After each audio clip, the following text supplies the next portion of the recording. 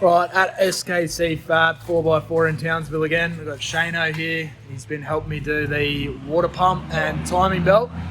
Old Lenny the Luxy, coming up to 400,000 kilometres, so giving him a bit of a birthday doing the timing belt, water pump, got the Injectors recode.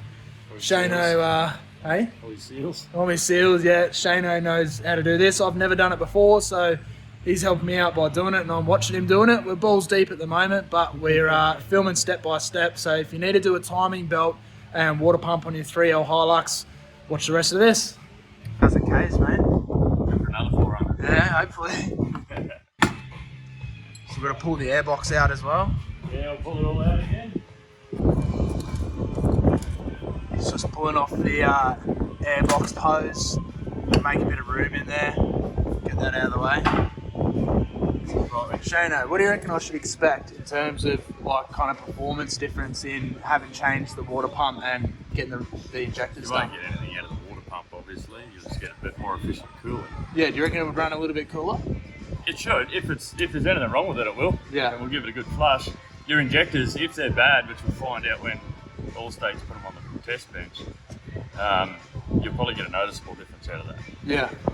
Well, that's the main reason I'm doing the injectors. Is that I bought this car 2 years ago. Obviously, it's got almost 400,000 Ks on it now. And in the glove box there's a heap of receipts for everything, all the work that was done for it. Yep. There's even the original purchase receipt of when it was bought in Victoria. There's a bit of a unicorn. Yeah, but there's nothing to say the injectors have ever been done. So there's a high potential that they're 400,000 Ks old. There is potential that they are still factory, yes. Yeah. Yep. Just get it past.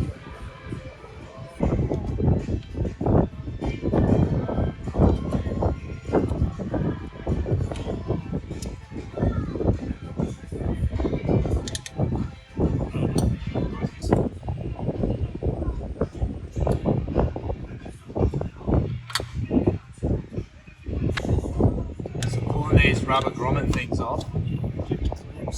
Injector clamps. So then you can remove the fuel lines, eh? Yep.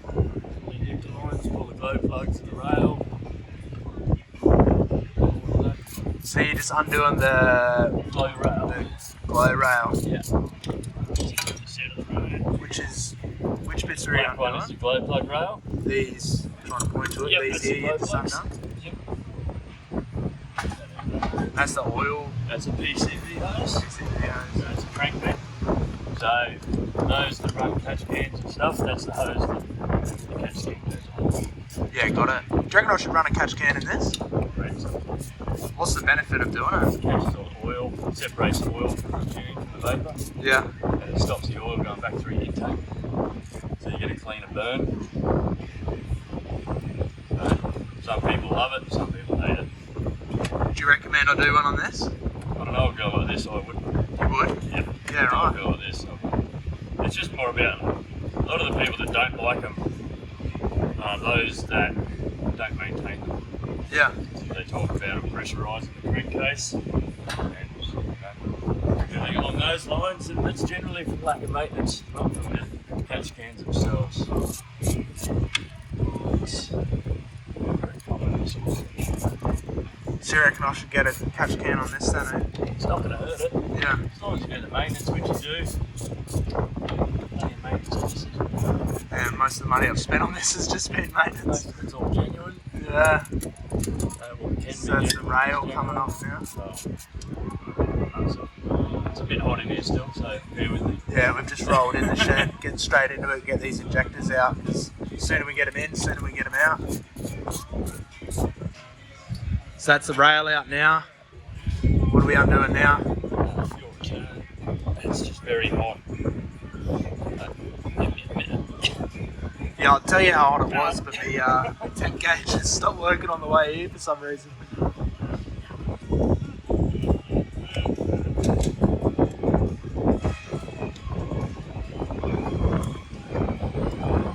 Turn line out of the road. So this is your return rail here. Fuel return rail. Yep. So what bypasses the injectors comes back through that, back into the pump and back to your tank.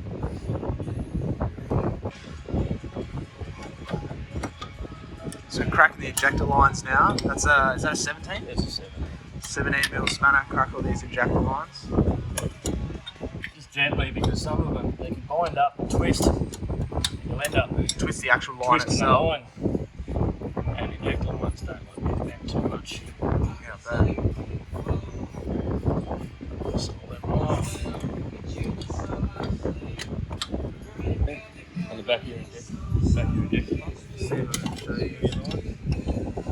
Same union as Oh yeah. just the other end. Just there, that's it. So you're just going to crack those as well so you can completely remove it. Yeah, we'll loosen them so we get the lines out of the way without bending the lines. Because we have to obviously get a socket onto the injectors. These are screw-in injectors, not clamp down. Yeah. So we have to get the lines out of the way so we don't do any damage. So he's got those nuts off now. You can pull all those lines out without fucking breaking anything. Well done, Cobber. It can be very painful to get injector lines back on if they're bent. And you can bend them quite easily, even though they're steel lines. Yeah. You can bend them quite easily.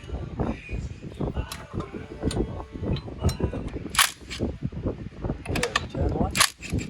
Spill out. Find a little rattle. Little razzle dazzle. Does less damage than trying to swing off it with a spanner. Yeah. And that's a 17 as well, is it? 17, I yes. find most bits and bobs on this are 17. Eh? 17, 19. There's the odd 13 every now and then. 14, yeah, the odd 13 that's not factory.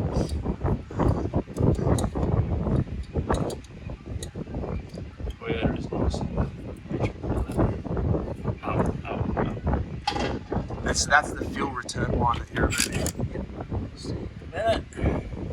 These are just the hold down nuts, and there'll be a washer under this. Yeah. This will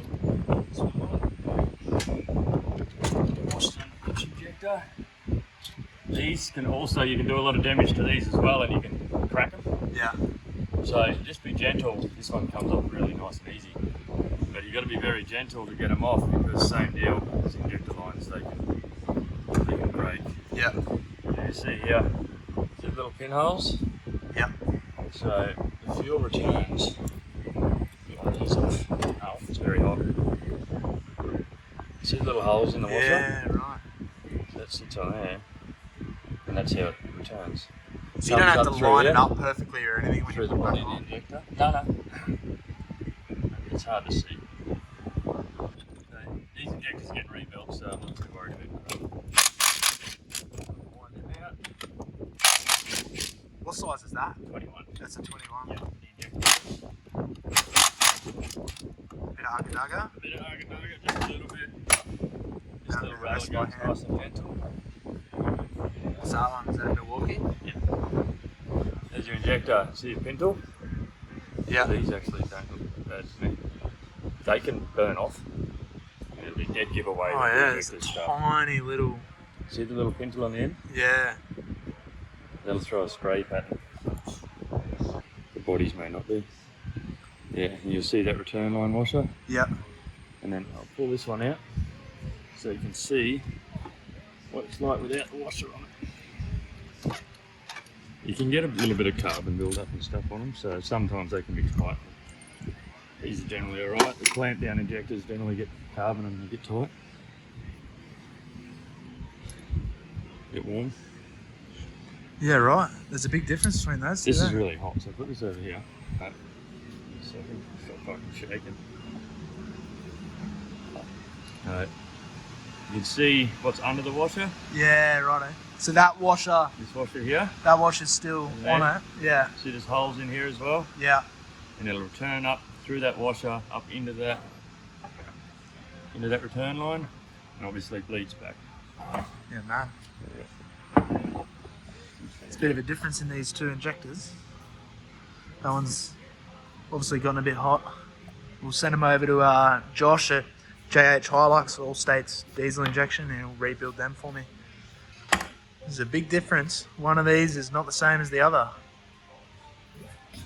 Right, so these are out. We're going to box them up, take them over to All States diesel injection. The man himself, JH Hilux, he's going to reco them for me, and we'll chuck them back in. Right, so we're back. Injectors are off. Josh has got some beer money, so hopefully he gets those done today. Now we're going to get stuck into the timing belt, water pump, and that's pretty much it in this end. Yep. So a bit of an overview of what we're about to do, Shayno. What's the steps? Well, obviously we've got to get everything out of the way, which isn't a problem. 9 times out of 10, it's easier to pull the radiator. Yep. Or at least pull the fan and shroud. Yep. And get all that out of the road. We're doing a water pump anyway, so we're going to drop the fuel. Yeah. So we might as well fucking drop that. Technically, we don't have to move anything because the timing belt on this, that runs to the side. Yeah. But we'll pull all it off, make sure everything's nice and fresh. We don't get caught out anywhere. Yep. Yeah, we'll just start ripping it all apart and. Cool. So we'll run you through step by step of what bits we've got to pull out to make a bit of room. Yep. So we're just undoing the nuts here for the fan hub. So we can pull the fan hub and the fan completely out. So leave the belts on when you're cracking these nuts. Yep. So it doesn't spin too much for you. Yep. This makes it a bit easier to crack the nuts. Obviously long tooling helps in this case. That's a 14, isn't it? That's a 12. There's a 13 on the end, I'm surprised because it is in the main bolt.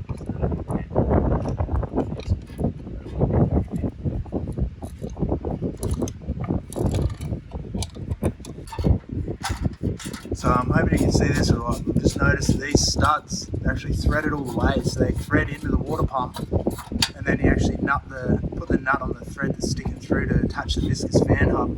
They're actually turning as we're undoing it. So Shayno said that when you put the water pump in, you're actually supposed to Loctite them in there, so that you don't have that happen. So you'll see us doing that when we put the new water pump in.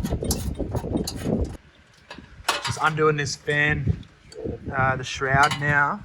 So for that, there's little bolts that go through these bits here. They can be a little bit tricky to get to. I've done this a couple of times myself, and it's more so the radiator into the front of the car that's more of a pain in the ass. But I think last time I did it, I actually just pulled the whole radiator and fan shroud out all together. Yeah, and the thing. A little bit easier, yeah, pull it all out in one bit. Well, we're trying to make as little mess as we can when we're starting at the moment. So get that fan shroud out and then pull everything else out. So the fun, messy bit, dropping the coolant out. And there's a little drain plug underneath. I hope you can, probably can't see if that's it there. Now the secret is it's got a hole in it. So when you undo it, undo it to a certain amount where that'll trickle out nicely. Or you can make the mistake that I did, you just undo the whole fucking thing and it squirts all over your diff. Which is what's about to happen, I think. Yeah.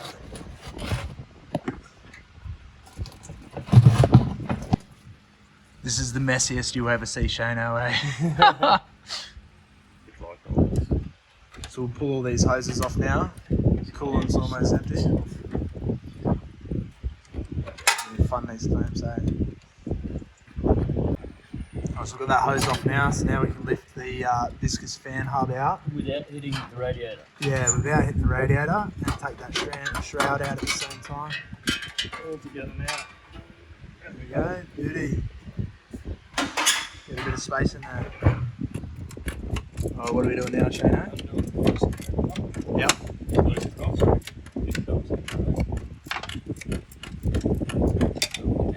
Is that what's that, a 12, 14? 14 mil to undo the tensioners on the power steering pump. Get belts off there though.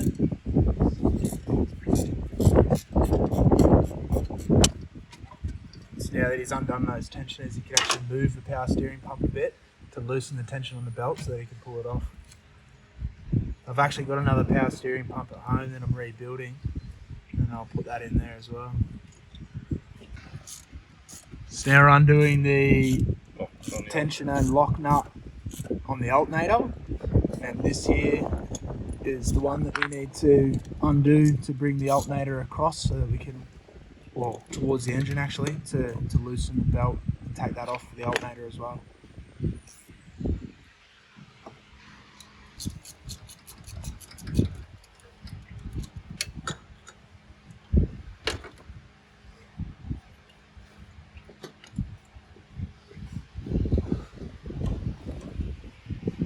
we should be able to pivot the alternator so that we can get those belts off.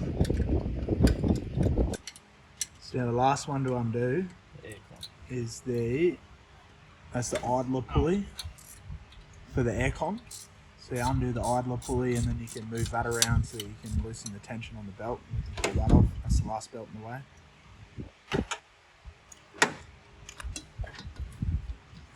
Alright. Your alternator. That's the rest of the belts out. So what are we undoing here, Shayno? Just to clamp these heater hoses. Yeah. Ultimately, we're taking the scraper off. Yeah. But with this one, 3L, we've pulled the harmony balancer off, which no worries because we'll do the crank seal, front crank main seal anyway. Yep. Generally, if they're not leaking, I try not to disturb them. Yep. But it's got to come off anyway, so we'll change that while it's out. This can be sort of up out of the road a little bit. Yep. So we're pulling off these hoses here. Heater hoses. We're going to leave this here because it's the aircon hose. Right, so the hoses are out of the way. It's disconnected from there. Pull them over here somewhere. Now we're pulling the radiator out. Make sure we've got even more room in here. So pulling these radiators out can be a bit of a pain. You've got one bolt here, one down there. Same on the other side, one up the top, one down the bottom. Just undo those and then you can pull it out.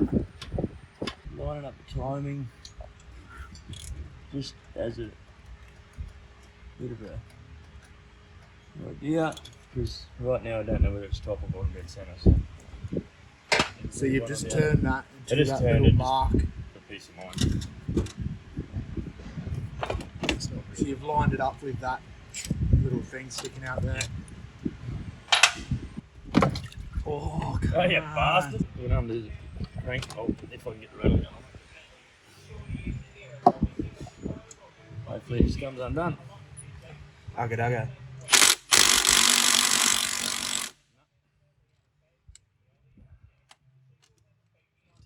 that's not 170 newton meters. Oh, God damn it. Right. Oh, so bigger Ugga worked. Absolutely. Now what? That's got its mark. Now, pull the bolt out, pull the balancer off.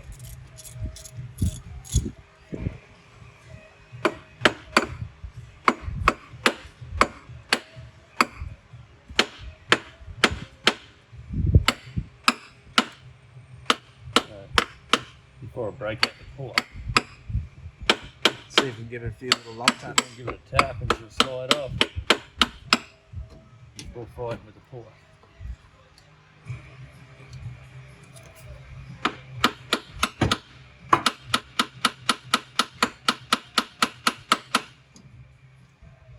Negative. Oh, so we couldn't tap it off. So we're getting there with a pulley. But I don't know if we're going to have enough room in there. What, Let's fucking do it.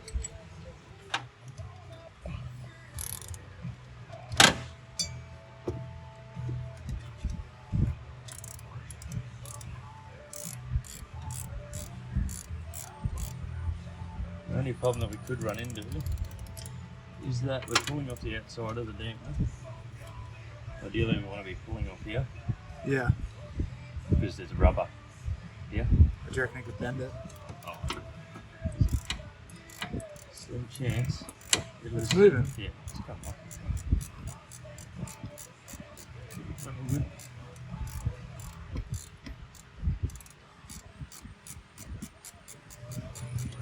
If it's this difficult to come off, how difficult is it to put it back on? No, it's like this that fucking hurt the casing. What if I undo that? That's a bit more. It's already loose. Oh, yeah. There we go. Just a bit of patience, mate.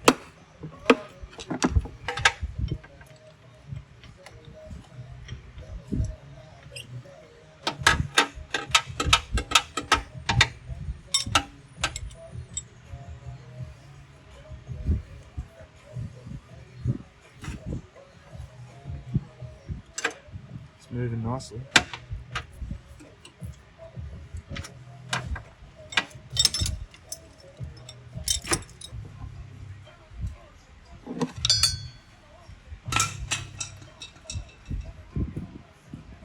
Bit of persuasion. Persuasion. It's coming. Yeah, she's on a keyway. There we go. She's out. So the harmonic balancer is off now, and now we're going to take off the timing belt cover. Yep. And start doing all the bits and bobs in there. Start doing all the fun stuff. So taking off the timing belt cover, there's just a heap of bolts that you have to undo all around. But this one here is in a real good spot.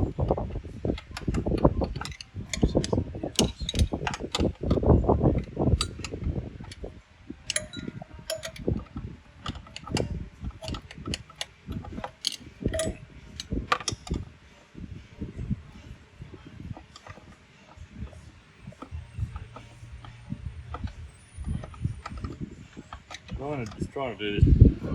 Oh, it's a little bit of pain in the ass. We can't get this timing belt cover out because obviously the aircon bracket's in the way, but also there's a cog right there, so it actually needs to come out this way to be able to pull it out. So, side note for everyone doing this at home, pull your aircon out of the way first, make it a lot easier. Alright, so with the aircon bracket loosened up, we're able to get the timing belt cover off. Now we just look at the timing marks. This is up the top, so it's an exhaust compression at the moment. Yeah, Is that what it is? 180 out. Yeah, 180 out. So that should be down the bottom. There's another mark. I don't know if you can see it. There's another mark underneath. And there's also a mark here. You can't really see it. That should be lined up with that mark on the cog there too. So we're just turning it to make sure it's all lined up. Injector pump. Yep. So that's your injector pump timing. Yep. Line that up there. Line that one up with the little arrow down here. Under there. See, it's lined up spot on there. That's your gap. Yep. That's it. This is what we did to just turn the engine a little bit then, is we put that back in here and then turned on that, which turned it all around again so we can line up those marks. Alright, so what's this bit you're undoing? Timing belt tensioner. Timing belt tensioner. Yeah. Step one. Yeah. There's a little spring in there that you got to take off as well. There is. Generally it's just easy to pull the whole tension off. That spring there. Say that again. It's still under tension at the moment. Yeah. Yeah.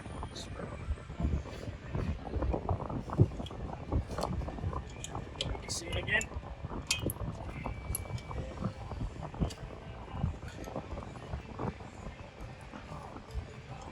You can buy special tools for this. Almost. You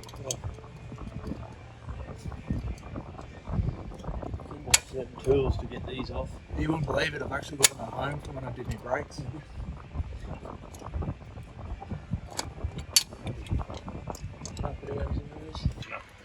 So you're undoing the actual bolts for the tensioner itself, so that you can get that spring So off I'm not easier. fighting with the spring. Yeah.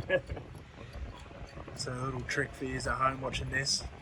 If you undo that tensioner, it's going to loosen up the tension on that spring, make it easier to get out. That's the whole lot out. That's it. Sits in there like that. Pivots on this belt. Yep. It's got tensions. Timing belt. Cool. So just check it too. So I've bought an entire kit to do all of this, and I found that there's and you can see it there's a bit of a leak starting to happen with that oil seal of that's the crankshaft, eh? Yep. Just starting to weep through it. Yeah. So obviously with it all being out, we'll do it once, do it properly, we'll replace that while we're here as well. Alright, so after a quick run around to pick up the injectors and pick up the oil seal that we need, back into it. This water pump's coming off now. Pretty straightforward, is it, Shane? Yeah, mate. Yeah.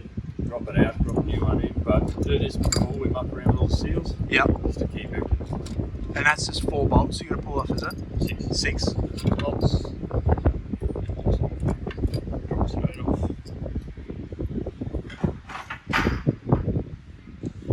Just need a bit of lovely persuasion. It's a bit sticky on there.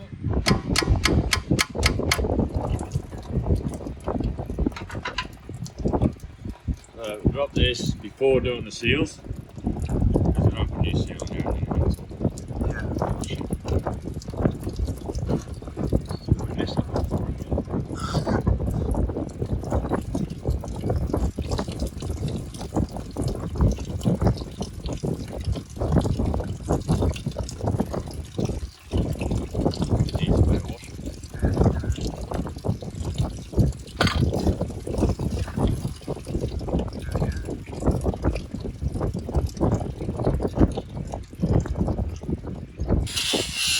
Just cleaning up all the old gasket off it. It's a new pump. Comes with a new gasket. And this one that was in it, it's actually a aftermarket Repco one. I'm replacing it with a genuine Toyota one.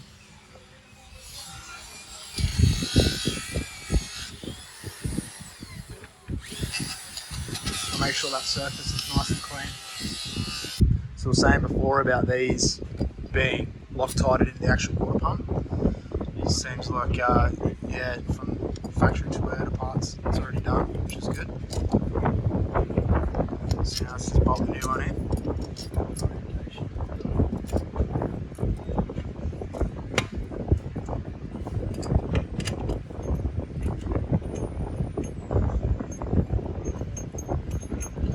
6 bolts back in, done.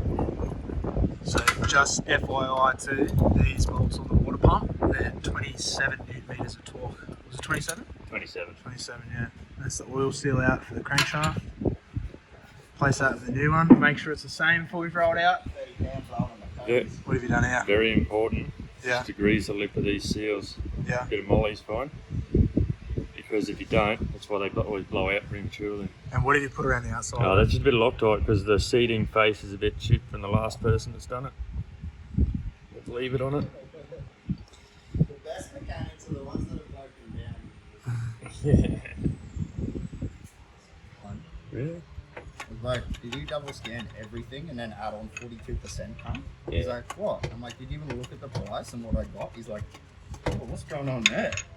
Oh, sorry, bro, $8. I'm like, what? So pulling off, what's this one? That's the cam gear. Cam gear, Cam sprocket. so that we can check the cam seal. This one's got to be just as thick as the other one, I'd say. See if it'll budge. Yeah, it looks like it's coming. coming a little bit. Pull it off and change it to cam seal.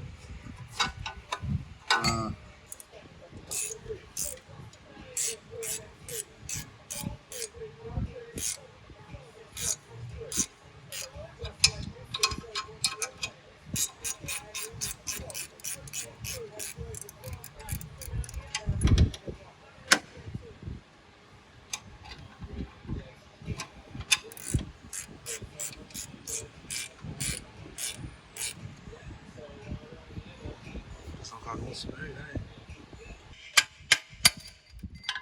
There we go. Mini crisis thinking that we've got to pull everything out again to get all this out, but there's actually a split in the back there, so we'll pull out these bolts here and pull this out when we get to the oil seal behind it.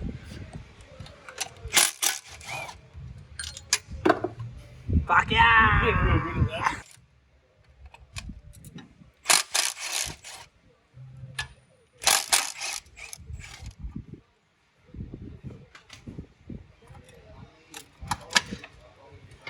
There we go. Fucking hit us up and we'll fucking sort it out.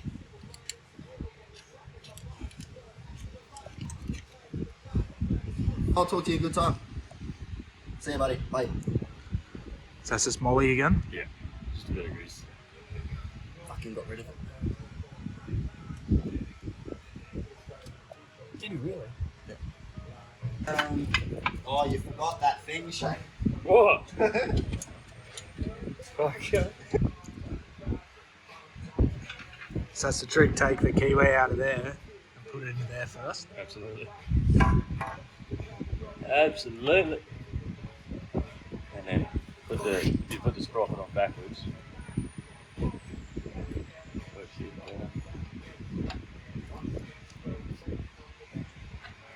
Let's put it all back together. Torque it up. And you obviously just use that timing mark. There's a timing mark on there? It won't move because of the keyway. Yeah. And when we put the back on, slow, so. Alright, where's this up? Alright, rattle, pull. So that's the tensioner going back on? Yeah, just loosely fitting it on here. So you can fit the spring on it before you tighten it up? Yeah, just a little bit of hair in it. Bit of there. So getting that spring on there now. There So, we go. Easy. we don't tighten any of these up yet, we just keep them sort of keep it tight. When we put a belt on, we can leave that. Okay. Is the belt going back on? Just routing it all to start with. Get it all sort of in the right spot. Because if you've done one of these before, you know they can be a bit of a pain to get started where you need them. Just got to socket the one up there. Number one rule is to always double check your marks are right. Yeah, so this engine, when I bought this car 2 years ago, well, it was actually closer to 3 years ago, but the bloke actually told me that the bottom end of this engine had been rebuilt before because someone had done the timing belt and fucked it up. So Shayno's definitely not doing that. Check it 14 times if we have to. Difference between a running motor and a blown up one. That's right.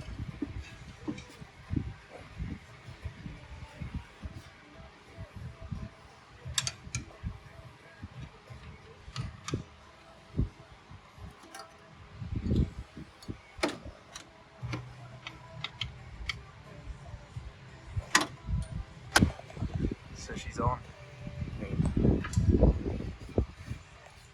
Ow. So, double check our timing marks. Still good. Somewhere there, yep. That's one. This one. That side of that line. That's right. And then down here, right in the back, you need a stick. I need a scribe. Get one from J8. Right there. Yeah. See that little notch there in that line? That's it. Yeah.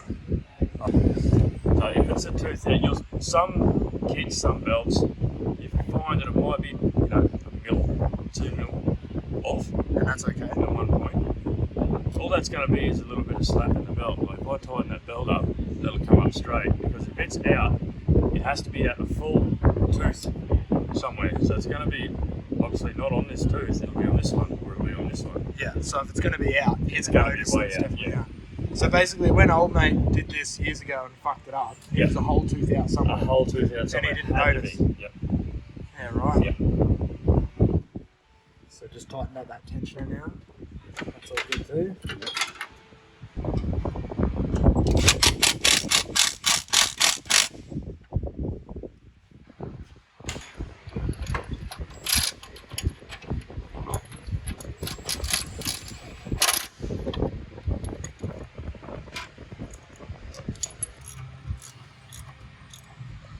All good. So now you're going to turn it over. Yep. What for? So we'll do 2 revolutions. Yeah. So we'll do 1 revolution, then we'll do another, and it'll bring us back to where a timing mark should be, Yeah. and that'll tell us if it slips.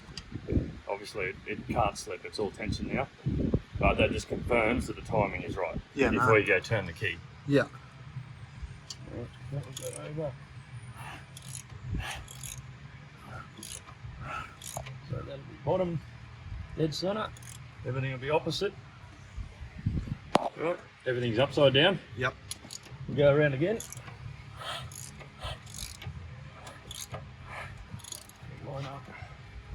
Line up our crank first, because that drives everything. And our timing mark there. Which one are you looking at? That one down there? Yep. This one down. Yep. And then you'll see, we'll confirm the timing. Yep. lined up again? There. We're lined up again. Nice lined up on there. You can see there's a little arrow under there. So we're good. So the Sweet. timing belt's good. Awesome. Perfect. Now I'll reassemble everything. Trying to put it all back together. Just giving the timing belt cover a bit of a wash. Just to get any crud out of there. We don't need any shitting on your belt.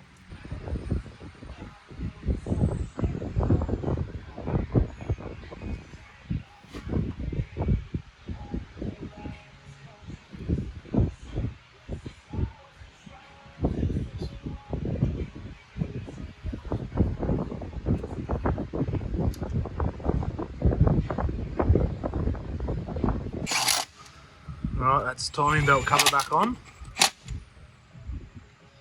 Is Now it'll be aircon compressor bracket and the aircon compressor. Yep. Well, that's the aircon bracket back on. See these bolts in here, one in there as well. And then we'll put the aircon back on the bracket. Harmonic balancer back on. Cheers, brother. Cheers, mate. Cheers, mate. North Queensland mechanic. Back in. We're just pulling out these injector seals. So we've got new ones with the recode injectors.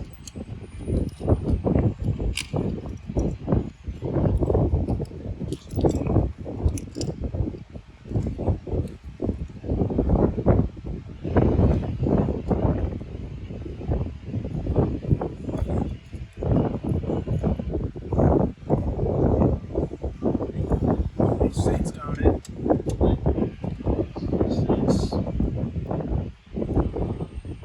Washers going in.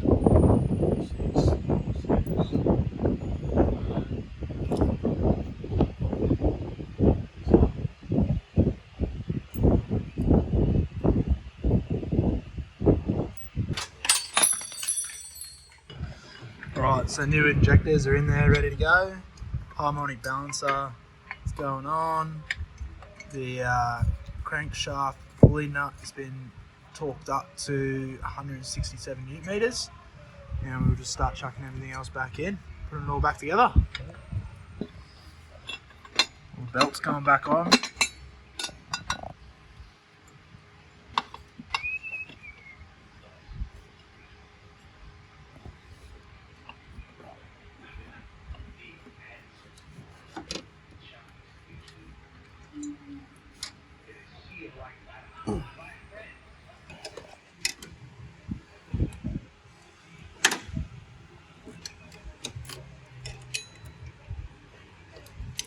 Right, so we got the radiator back in, fan shroud back in, viscous fan hub and the fan itself, just tightening that up to the water pump. Belts are on. Belts are on, all tensioned up. Fucking getting close to the finish line now. Alright, so job's done. I didn't get to film the full completion of it getting done. I had to run and Shayno had to close up shop, so we actually finished the job the next day in the morning. And look, I'm filming this closed with a microphone now, so I'm sorry about all the sound of the fan in the background. It made it a little bit annoying.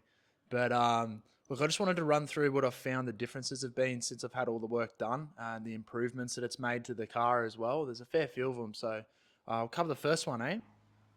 Right, so the first major change that I noticed since obviously we did the water pump, we did recode injectors, did the timing belt.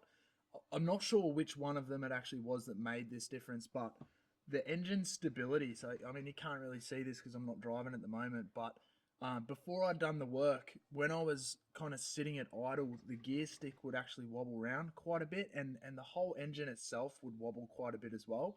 And I thought it was kind of strange because I'd not long got genuine Toyota engine mounts for the engine and the gearbox too. So they were brand new and the engine was still wobbling around a lot.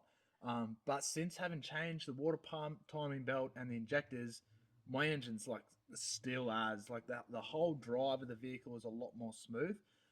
Another little difference I've noticed, it is a little bit perkier. Look, this is a naturally aspirated 2.8, you know, a 3L Hilux engine. It's never going to go, you know, quick without a turbo on it. But It is just that little bit perkier with the injectors been done, so I'm happy with that. Now, a couple other things that I did was, I'll show you down the front here. So, actually, I'll flip the camera around.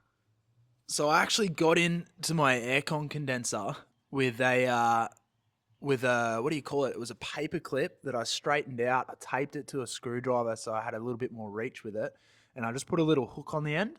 What I did was I went through all the vents and picked out all the little rocks that I could. Because I'd gone through quite a bit of mud, this aircon condenser was pretty chock-a-block. So it's got a lot more free flow air through there now.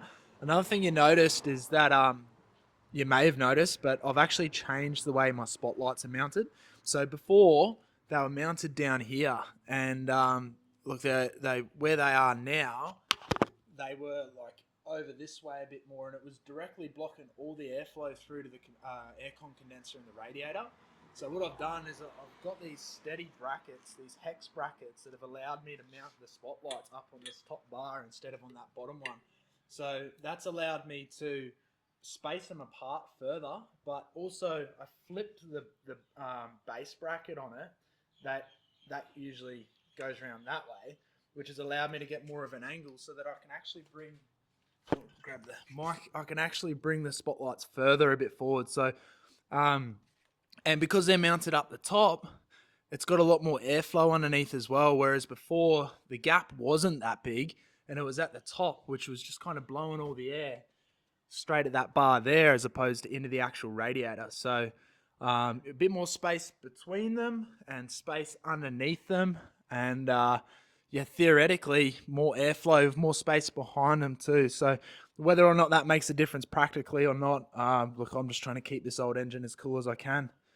So overall, the difference in temps is it's actually pretty astonishing. So cruising around town, like going 60, 70, even 80 Ks, temps are sitting anywhere from like 78 degrees. If I'm doing 70 in fourth gear, on the revs are sitting up there a little bit. It can come down to 78 degrees. It's not really getting above 82, 83. And look, that's pretty huge because if you haven't caught on yet, I live in North Queensland.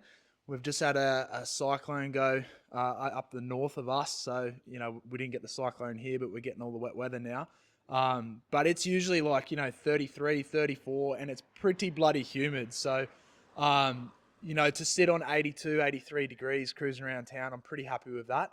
Going 100, so I did a trip the other day. We went out to Harvey's Range down to Keelbottom Creek there. So cruising at 100, mate, it didn't get above 83. Which I tell a lie. It got up to 85, but you hear the fan kick in and it brought it back down to 83. So cruising at 100 at 83 degrees, I'm absolutely stoked with that because before it wasn't uncommon for it to get up to like 92, 93. It did get up to 93 once. That was going up Harvey's Range itself, which is quite steep. But sitting in third gear, chugging up that hill, it didn't get above 93 degrees the whole way up. And as soon as I got up the hill and got into fourth gear, it came back down to 83, 82, sitting on 100. So overall, stoked with that. Look, guys, I'm quite new to doing these how-to videos, and I'm learning a lot of it myself. So I hope that watching this video helps you guys give it a red hot crack yourself. So any questions, hit me up. Cheers.